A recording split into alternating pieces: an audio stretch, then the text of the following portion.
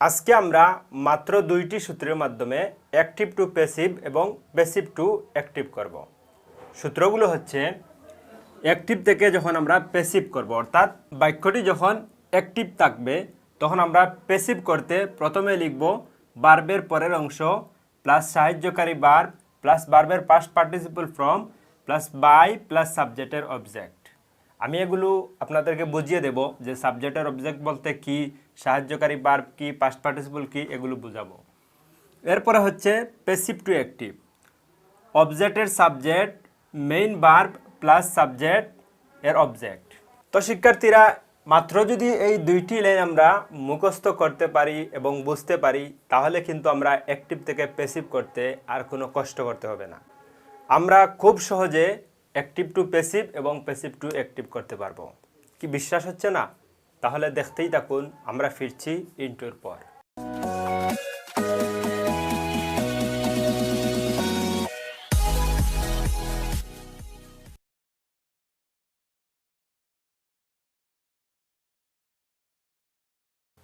প্রথমে আমরা বুঝবো অ্যাক্টিভ বলতে কি বোঝায় এবং প্যাসিভ বলতে কি বোঝায়।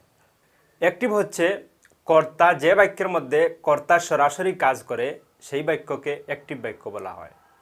আর যে বাক্যের মধ্যে কর্তা সরাসরি কাজ করে না কিন্তু কাজের ফলটি তার উপর বর্তায় তাকে প্যাসিভ ভয়েস বলে।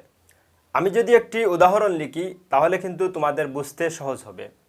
আমি এখানে অ্যাক্টিভ ভয়েসের একটি উদাহরণ লিখলাম, আই ইট রাইস।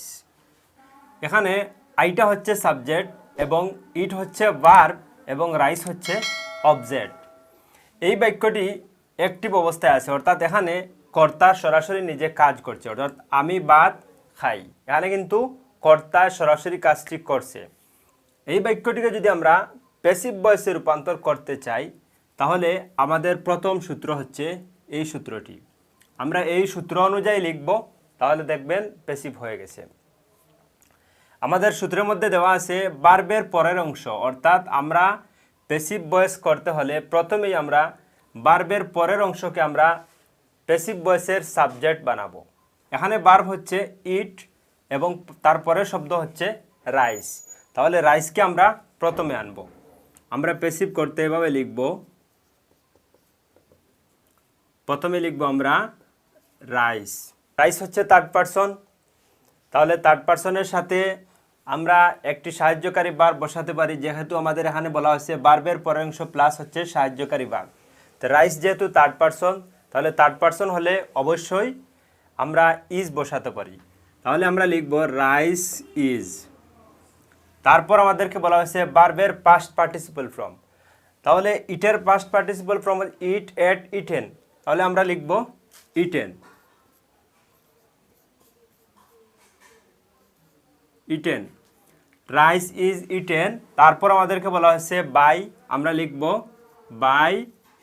তারপর হচ্ছে সাবজেক্টের অবজেক্ট, তাহলে সাবজেক্ট হচ্ছে আই, তাইলে আইর অবজেক্ট হচ্ছে মি, আমরা এখানে লিখব মি। তাহলে শিক্ষার্থীরা, তোমরা দেখতে পারলে যে কত সহজে আমরা অ্যাক্টিভ থেকে প্যাসিভ ভয়েসে রূপান্তর করতে পারলাম। এখন যদি আমাদেরকে বলা হয় এই বাক্যটি দিয়ে বলা হয় এটিকে প্যাসিভ ভয়েসে এটিকে অ্যাক্টিভ ভয়েসে রূপান্তর করো, তাহলে আমরা কেমনে করব? আমাদের এই সূত্র এই যে দেওয়া আছে প্যাসিভ টু অ্যাক্টিভ, অবজেক্টের সাবজেক্ট, তার মানে এই প্যাসিভ বাক্যের অবজেক্ট হচ্ছে মি, তাহলে মেয়ের অবজেক্ট কি? মেয়ের অবজেক্ট হচ্ছে আই, তাহলে আমরা এই আই লিখব। তারপর আমাদেরকে বলা হয়েছে মেইন ভার্ব, তাহলে ইটেনের ইটেনের মেইন ভার্ব হচ্ছে ইট, তাহলে আমরা লিখব আই ইট। তারপর বলা হয়েছে সাবজেক্টের অবজেক্ট, তাহলে সাবজেক্টের অবজেক্ট হচ্ছে এখানে রাইস, যেহেতু রাইসের অবজেক্ট নেই তাহলে রাইসই থাকবে। তাহলে শিক্ষার্থীরা, তোমরা বুঝতে পারলে যে আমরা কত সহজে অ্যাক্টিভ থেকে প্যাসিভ এবং প্যাসিভ থেকে অ্যাক্টিভ ভয়েসে রূপান্তর করতে পারলাম। তাহলে এই দুটি নিয়ম শিখলেই কি হবে? না, আমাদেরকে আরও কিছু বিষয় জানতে হবে। তো আমি তোমাদেরকে আরেকটি বিষয় বলবো, তোমরা উপরের যে দুটি লাইন আছে, যে দুটি সূত্র দিয়েছি, এই দুটি সূত্র কিন্তু এমনভাবে মুখস্থ করবে যাতে মরে গেলেও যাতে তোমরা না ভুলো। কি হাসছো কেন? আমি কি ভুল বলেছি? তাহলে সঠিক করে বলি, আমরা এমনভাবে মুখস্থ করব যাতে জীবনেও ভুলবো না। তো প্রিয় বন্ধুরা, তোমরা খুবই ভালো করে উপরের দুইটি লাইন মুখস্থ করবে যাতে আমরা অ্যাক্টিভ থেকে প্যাসিভ এবং প্যাসিভ থেকে অ্যাক্টিভ করতে আর কোনো সমস্যা না হয়। এছাড়া আরও কিছু বিষয় তোমাদের মাথার মধ্যে রাখতে হবে, এগুলো এমনভাবে মুখস্থ করবে যাতে আমরা জীবনে না ভুলি। সেগুলো হলো, এখানে আমাদের মনে রাখতে হবে 1 নাম্বার হচ্ছে অ্যাক্টিভ ভয়েসের সাবজেক্ট, প্যাসিভ ভয়েসের অবজেক্ট। অর্থাৎ অ্যাক্টিভ ভয়েসে যেটি সাবজেক্ট থাকবে, প্যাসিভ ভয়েসে কিন্তু সেটি অবজেক্ট হয়ে যাবে, অর্থাৎ সাবজেক্টের অবজেক্ট বসবে। এটি আমাদের প্রথমে মনে রাখতে হবে। তারপর হচ্ছে প্যাসিভ ভয়েস মানেই ভার্বের পাস্ট পার্টিসিপল ফর্ম। যে কোনো ধরনের প্যাসিভ ভয়েস থাকুক অবশ্যই ভার্বের পাস্ট পার্টিসিপল ফর্ম হবে। পাস্ট পার্টিসিপল অর্থাৎ ইটের পাস্ট পার্টিসিপল হচ্ছে ইটেন। পাস্ট পার্টিসিপলগুলো present form, past form, past participle form, এগুলো তোমাদের বইয়ের মধ্যে লিস্ট আকারে কিছু ভার্ব দেওয়া আছে, সেখান থেকে তোমরা এগুলো মুখস্থ করবে। তারপরে হচ্ছে 3 নম্বর, পাস্ট পার্টিসিপল ফর্মের পূর্বে টু বি ভার্ব বসে। এই যে এখানে আমি রাইসের পর ইজ বসিয়েছি, এই যে ইটেনের আগে ইজ বসিয়েছি, এটি এখানে বলা হয়েছে। অর্থাৎ অ্যাক্টিভে যদি অক্সিলারি ভার্ব না থাকে, সাহায্যকারী ভার্ব না থাকে, কিন্তু প্যাসিভ যখন আমরা করব তখন অবশ্যই একটি সাহায্যকারী ভার্ব বাড়বে। এখানে যদি ফার্স্ট ফর্ম থাকতো, অর্থাৎ এখানে আই এট রাইস থাকতো, তাহলে কিন্তু এখানে রাইস ওয়াজ হয়ে যেত। এখানে সাবজেক্ট অনুযায়ী ভার্ব বসবে। এখানে যদি ফার্স্ট পারসন থাকে তাহলে ফার্স্ট পারসনের ভার্ব বসবে। এখানে যদি থার্ড পারসন থাকে তাহলে থার্ড পারসন অনুযায়ী ভার্ব বসবে। এখানে যেহেতু রাইসটি হচ্ছে থার্ড পারসন, অর্থাৎ থার্ড পারসন সিঙ্গুলার নাম্বার, এজন্য এখানে ইজ বসেছে। এখানে আরেকটি বিষয় লক্ষ্য করা যায়, তোমাদের হয়তো এটি মনে থাকবে না বা তোমরা খুঁজে পাবে না যে সাবজেক্টের অবজেক্ট কি, আবার অবজেক্টের সাবজেক্ট কি। আমি তোমাদের সুবিধার জন্য এখানে একটি লিস্ট দিয়ে দেব, সেখান থেকে তোমরা মুখস্থ করবে। অর্থাৎ আই এর সাবজেক্ট হচ্ছে আই এবং অবজেক্ট হচ্ছে মি। হির অবজেক্ট হচ্ছে হিম। তারপর শির অবজেক্ট হচ্ছে হার। আওয়ারের সাবজেক্ট হচ্ছে অবজেক্ট হচ্ছে আস। এই ধরনের কিছু লিস্ট আমি তোমাদেরকে এখানে দিয়ে দিচ্ছি, তোমরা চাইলে এখান থেকে সেগুলো মুখস্থ করে নিতে পারো। এবং সেগুলোর ইউজটা হচ্ছে যখনই আমরা অ্যাক্টিভ থেকে প্যাসিভ করব তখন আমরা সাবজেক্টের অবজেক্টটি বসাবো, আর যখন আমরা প্যাসিভ থেকে অ্যাক্টিভ করব তখন অবজেক্টের আমরা সাবজেক্টটি বসাবো। তাহলে তোমরা প্রথমে এই লিস্টটি দেখে নাও।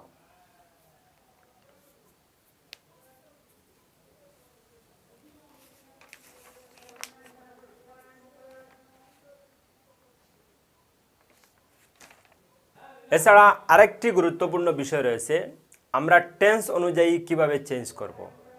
আমরা তো অনেকে আছি যে টেন্স জানি না, তাহলে টেন্স জানি না বলে কি আমরা অ্যাক্টিভ থেকে প্যাসিভ বা প্যাসিভ থেকে অ্যাক্টিভ এই ধরনের ভয়েস চেঞ্জ করতে পারবো না? অবশ্যই পারবে। তাদের জন্য খুবই সহজ একটি নিয়ম হলো, আমি তোমাদেরকে এখানে কিছু শব্দ লিখে দিচ্ছি যে এই শব্দগুলো যদি অ্যাক্টিভে থাকে তাহলে তোমরা প্যাসিভ করার সময় কোন শব্দটি লিখবে। আমি এখানে লিখে দিচ্ছি। আমি এগুলো তোমাদেরকে বুঝিয়ে দিচ্ছি। অ্যাক্টিভ ভয়েস এবং প্যাসিভ ভয়েস এই দুটিতে অ্যাক্টিভে যদি আইএনজি থাকে তাহলে প্যাসিভ ভয়েস করতে হলে এই আইএনজি এর পরিবর্তে বিং বসবে। যদি মডেল থাকে, মডেল ভার্ব, অর্থাৎ মডেল ভার্ব আছে অনেক, shall, should, can, could, may, might, will, would ইত্যাদি যে মডেলগুলো আছে, এ ধরনের যদি মডেল থাকে তাহলে এগুলোর পরে বি বসবে। তারপর হচ্ছে যদি হ্যাভ হ্যাজ, অ্যাক্টিভ ভয়েসে যদি হ্যাভ হ্যাজ হ্যাড থাকে তাহলে প্যাসিভ করার সময় একটি বিন যুক্ত হবে। আমরা তো এভাবে বুঝতে পারছি না, আমরা কিছু উদাহরণের মাধ্যমে বিষয়টি ক্লিয়ার করব। Shakib is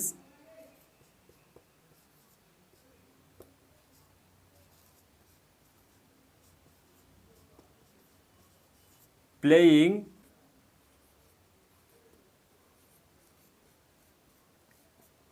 Shakib is playing cricket. Shakib cricket খেলছে। প্রিয় বন্ধুরা, তাহলে আমরা এটিকে প্যাসিভ করব। আমাদের কি আগের রুলসটি মনে আছে?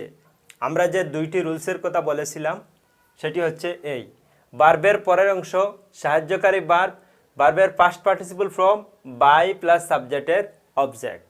এখানে আমাদের বাড়তিটা কি? এখানে বাড়তিটা হচ্ছে এই যে আইএনজি, এই জন্য আমি এখানে লিখে দিলাম যে আইএনজি থাকে, তাহলে বিং বসবে। তাহলে এই বাড়তি আইএনজির কারণে শুধু আমাদের এই বিংটা বসাতে হবে, বাকি যা আছে সবগুলো আমাদের এই রুলস অনুযায়ী আমরা বসাবো। দেখি তাহলে হয় কি না। এখানে আমাদের রুলসে বলা আছে ভার্বের পরের অংশ হচ্ছে প্যাসিভের সাবজেক্ট। তাহলে ভার্বের পরের অংশ ক্রিকেট, ক্রিকেট তো আর অবজেক্ট নেই, তাহলে ক্রিকেটই থাকবে। আমরা প্যাসিভ করতে লিখব ক্রিকেট, ক্রিকেট। যেহেতু আমাদের রুলসে বলা হয়েছে যে অবজেক্টের পর অর্থাৎ প্যাসিভ ভয়েসের যে সাবজেক্টটি হবে সেটির পর আমরা সাহায্যকারী ভার্ব একটি বসাবো। যেহেতু এখানে ক্রিকেট আছে, তাহলে ক্রিকেটের সাথে এটি হচ্ছে থার্ড পারসন সিঙ্গুলার নাম্বার, আমরা ইজ বসাবো। তাহলে আমরা সাহায্যকারী লিখলাম ইজ। তাহলে প্লে, তারপর হচ্ছে ভার্বের পাস্ট পার্টিসিপল। এই ভার্বের পাস্ট পার্টিসিপল প্লেইংয়ের প্লে হচ্ছে মেইন ভার্ব এবং প্লেইড এটি হচ্ছে পাস্ট পার্টিসিপল ফর্ম।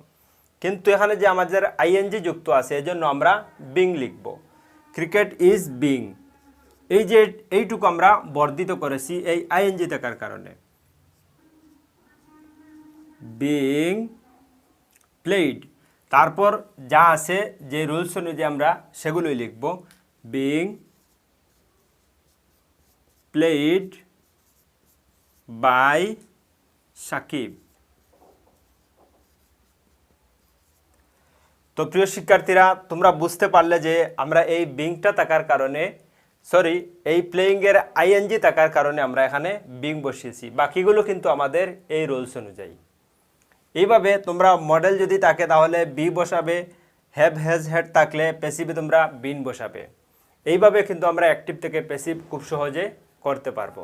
তবে আরও কিছু ব্যতিক্রম নিয়ম রয়েছে, যেমন ইম্পারেটিভ সেন্টেন্সের যে স্ট্রাকচারগুলো আছে সেগুলো কিন্তু আমরা এই দুটি দিয়ে সমাধান করতে পারবো না। তারপর এসএসসি এবং এইচএসসি পরীক্ষায় যে সকল একটু জটিল নিয়মের আসে সেগুলো আমরা এই রুলসগুলো দিয়ে সমাধান করতে পারবো না। এছাড়াও আরও কিছু আছে যেগুলো অর্থের সাথে সঙ্গতিপূর্ণ। অনেক অ্যাক্টিভ প্যাসিভ আছে যেগুলোকে এই রুলস অনুযায়ী যদি আমরা করি তাহলে অর্থের মিল থাকবে না, সেগুলো কিন্তু আমরা এই রুলস অনুযায়ী করতে পারবো না। এছাড়াও যে সকল বাক্যে দুটি অবজেক্ট রয়েছে সেগুলো আমরা কিন্তু এই নিয়ম অনুযায়ী করতে পারবো না, এগুলোর জন্য বিশেষ নিয়ম রয়েছে। তো আজকের ক্লাসটি প্রাথমিকভাবে আমি এ পর্যন্ত। তোমরা অবশ্যই এগুলো মুখস্থ করবে এবং এগুলো প্র্যাকটিস করবে, আর বাকি সবগুলো নিয়ম নিয়ে আরেকটি পর্ব করব। সেটি দেখলে অবশ্যই তোমরা অ্যাক্টিভ থেকে প্যাসিভ এবং প্যাসিভ থেকে অ্যাক্টিভ ভয়েস করতে তোমাদের আর কোনো বাধা থাকবে না। তাহলে সেই পর্বটি দেখার আমন্ত্রণ রইল। এর আগ পর্যন্ত যে যেখানেই থাকুন, ভালো থাকুন, সুস্থ থাকুন, নিরাপদে থাকুন, এই কামনায় বিদায় নিচ্ছি। Thank you so much.